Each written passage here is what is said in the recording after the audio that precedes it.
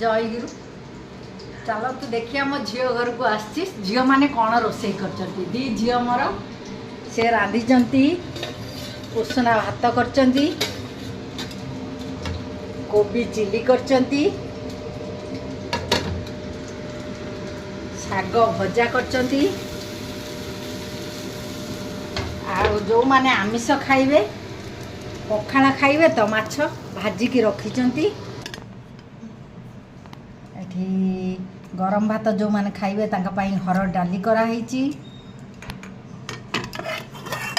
काकुड़ी salad कराई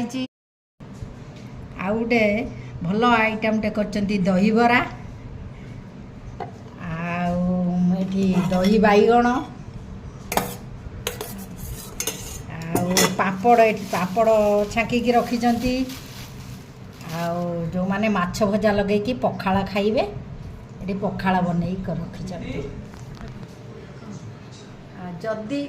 मो channel भल लगुच लाइक करेंगे शेयर करेंगे और सब्सक्राइब करेंगे।